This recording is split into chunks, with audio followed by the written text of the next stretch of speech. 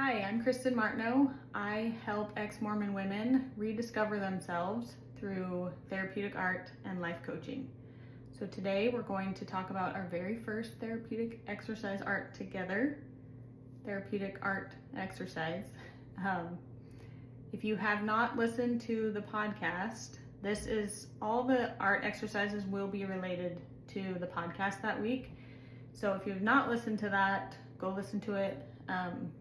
Also, if you want to receive instructions for the exercises, just go in the link below, sign up for my Monday Muse email, and you will get instructions on how to do these. Okay, so this one is called The Path I Walked. It's really just a reflection on what you've been through, some of the significant milestones in your life on this journey. So I'll show you mine. You do not have to do this the way I did it. Please feel free to approach this however you want to. But I just drew kind of this meandering path. One tip I have for you is if you don't like to draw, you don't want to draw, you don't think you can draw, you can. But sometimes it's just like, I don't want to take the time to draw all the things. So I love doing collage. It's a really easy way to make something beautiful, and you don't have to be an amazing artist. You don't have to take a ton of time to do it. So there are sticker books you can get on Amazon or any bookstore that you can use in collage. I love those. Those are really fun. There's also these black and white photos here. I got from Etsy. You can buy like 100 of them for like 10 bucks. Just random old black and white photos. So those are really fun to use.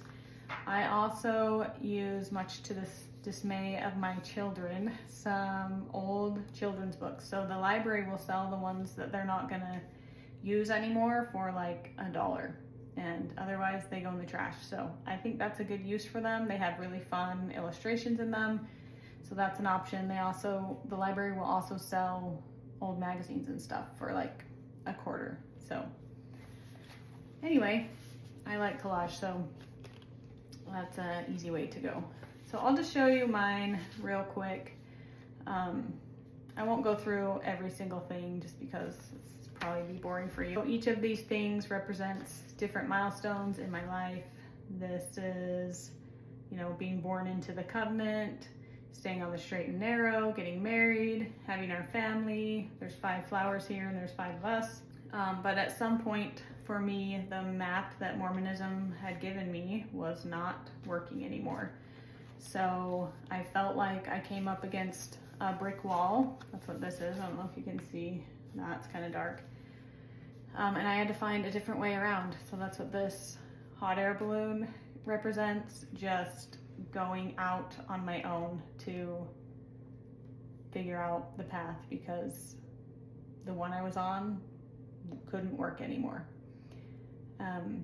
This part represents just like that dark night of the soul, death of your past self, death of your innocence in a way. And it really was heartbreaking. It was a really difficult experience. Also, it allowed me to be more open to other people's experiences and their beliefs, and have different perspectives, and not just, think that I know everything, because I surely do not. This represents like starting on my art journey, kind of around the same time I was going through faith crisis, and how that helped me self-express and explore, know my own voice. And then this part is kind of like, this represents my husband and I, because we went through the faith crisis together. And these are kind of like the fruits of the freedom that we now enjoy, not being part of a high demand religion. And then, the path goes off the edge. I don't know what's coming next, and I'm totally okay with that. This part down here represents, so this behind here is a cityscape from a children's book. But to me, it kind of looked like stars. And then there's this crowd of people walking together, and just the idea that like none of us know actually what this life is all about. It's a mystery, but it's beautiful that we can walk it with people that we love and be present with them when we're here. So that's what that represents for me. Go ahead and do your own.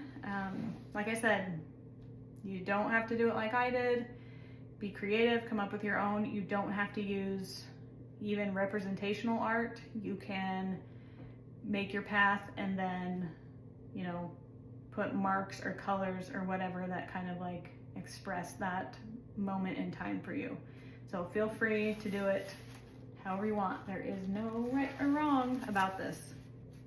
And then there are some reflection questions, a bunch. I won't go through all of them, but one of the insights I had was that I felt like I needed to put more stuff on this side.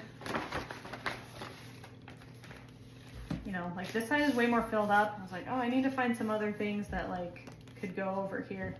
And I just like really didn't. And I realized that I think like this side is much more full, but I realized that I think it's because this part of my life, I was trying to follow the path that someone else gave to me.